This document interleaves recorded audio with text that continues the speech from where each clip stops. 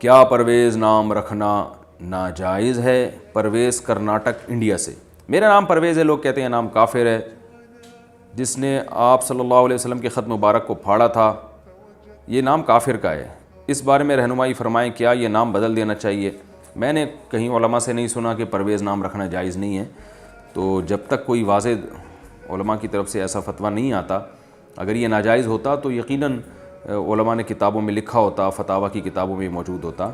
تو بہت سے لوگوں کا نام پرویز ہے، اس میں کوئی حرج نہیں ہے۔ کیا سامان گروی لے کر ماہانہ تنخواہ مانگ سکتے ہیں؟ صحابہ کرام سامان گروی رکھ کر جو قرض لیا کرتے تھے، ان کے درمیان کیا معاملات طے ہوتے تھے؟ اگر میں نے کسی کے پاس کچھ سامان گروی رکھوا کر 10,000 قرض لیا اور وہ 100 روپے ماہانہ اپنی تنخواہ مانگتا ہے، کیا یہ تنخواہ لینا جائز ہوگا یا نہیں؟ اس کے بارے میں شریح وضاحت فرما دیں۔ محمد دانش، سہارنپور۔ صحابہ کرام جو سامان رکھ کے گروی رکھ کے قرضہ لیتے تھے نا، تو اس سامان کو رہن کہا جاتا ہے، جس کو اردو میں گروی کہتے ہیں۔ اس کا حکم یہ ہوتا ہے کہ بھائی یہ اس بات کی ضمانت ہوتی ہے کہ ہم آپ کے پیسے لے کے بھاگیں گے نہیں، پیسے ہم ٹائم پہ ادا کر دیں گے، یعنی اگر ادا نہیں کیے تو پھر یہ ہمارا سامان بیچ کے تم اپنی قیمت وصول کر لینا۔ تو اس میں شرعی حکم یہ ہے کہ رہن کو استعمال نہیں کیا جا سکتا، یعنی میں نے اگر کسی سے قرضہ لیا اور اس کو کوئی زمین دے دی، مکان دے دیا، تو بس وہ ویسے ہی بطور امانت کے ہوگا، اس کو یہ شرط کہ وہ اس کو پھر رہے گا بھی، تو یہ پھر قرضے پر نفع ہو جائے گا، کیونکہ میں نے قرضہ لیا اور اس کو پروفٹ دے رہا ہوں، میں اس پہ رہنے کی سہولت دے رہا ہوں، تو اس لیے رہن سے انتفاع نہیں کیا جا سکتا۔ تو اگر وہ انتفاع مشروط ہے تو یہ جائز نہیں ہے۔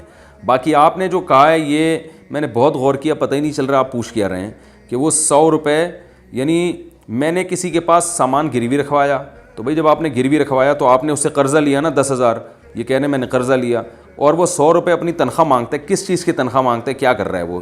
یہ ساڑی عقلچ نہیں آ رہا۔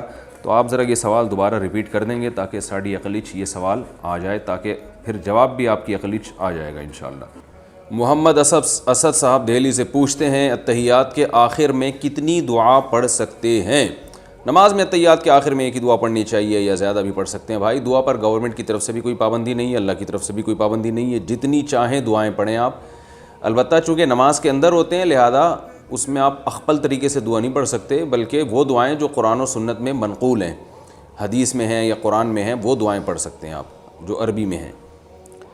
مکہ سے جدہ کا سفر، نماز کا کیا حکم ہوگا؟ حسیب خان، مکہ مکرمہ۔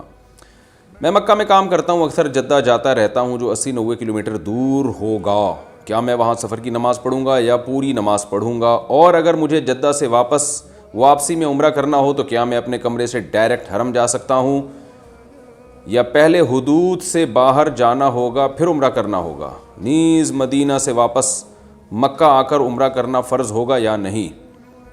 ایک ہی سانس میں کئی سارے سوال پوچھ لیے آپ نے۔ بھائی مکہ جدہ اگر مکہ شہر سے باہر 78 کلومیٹر سے زیادہ دور ہے، جیسے کہ آپ بتا رہے ہیں 80 کلومیٹر ہے، تو پھر آپ قصر نماز پڑھیں گے، پوری نہیں پڑھیں گے۔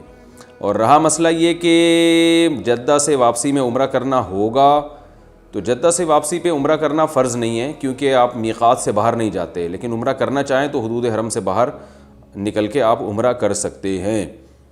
یہ جو آپ نے پوچھا کیا میں اپنے کمرے سے ڈائریکٹ حرم جا سکتا ہوں؟ جی جا سکتے ہیں۔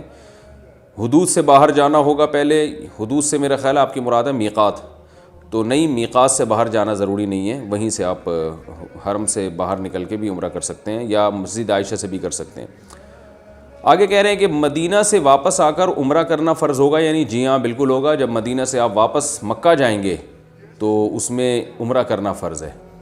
بلکہ کوئی شخص بھی جب بھی مکہ جانے کا ارادہ کرے گا، میقات سے باہر سے وہ مکہ جا رہا ہو، تو اس پر فرض ہوگا کہ وہ میقات سے بغیر احرام کے نہیں گزر سکتا، اس پر احرام کی حالت میں گزرنا اور پھر عمرہ کرنا یہ لازمی ہے اس کے اوپر۔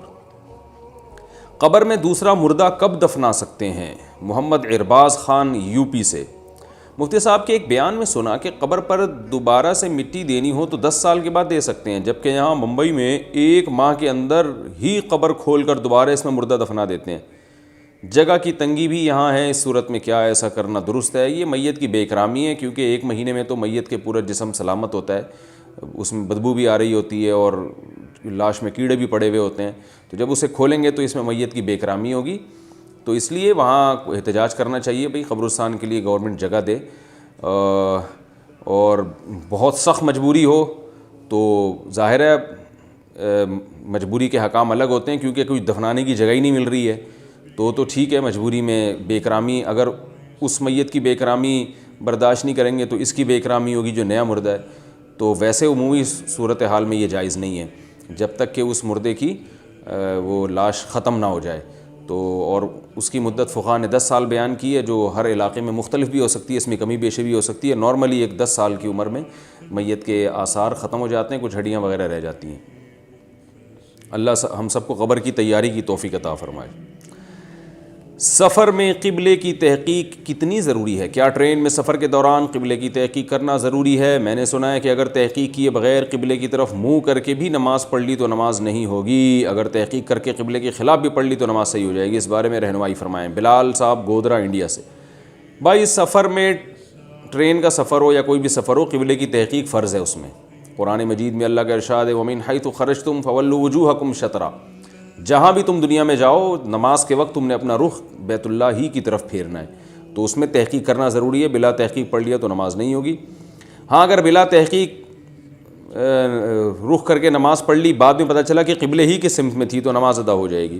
اور اگر تحقیق کر کے غلط سمت میں نماز پڑھ لی تو تحقیق اگر آپ کے لیے 100% ممکن تھی اور اس میں آپ نے کوتاہی کی اور اس کوتاہی کو آپ اپنی تحقیق سمجھ رہے ہیں، پھر اگر آپ نے غلط سمت میں نماز پڑھی ہے تو لوٹانی پڑے گی. اور اگر تحقیق کے کوئی ذرائع تھے ہی نہیں، تحری کی آپ نے، تحری کا مطلب تو کچھ بھی پتہ نہیں ہے، بس ایک اپنے دماغ میں خوب غور و فکر کر کے دباؤ ڈال کے آپ نے ایک جگہ، ایک خیال ہوا کہ اس طرف ہوگا قبلہ اور اس طرف رخ کر کے آپ نے نماز پڑھ لی، بعد میں پتہ چلا ادھر نہیں ہے، تو آپ کی نماز ہو گئی ہے. نماز لوٹانا ضروری نہیں ہے کیونکہ آپ کے بس میں جو تھا وہ آپ نے کر لیا ہے.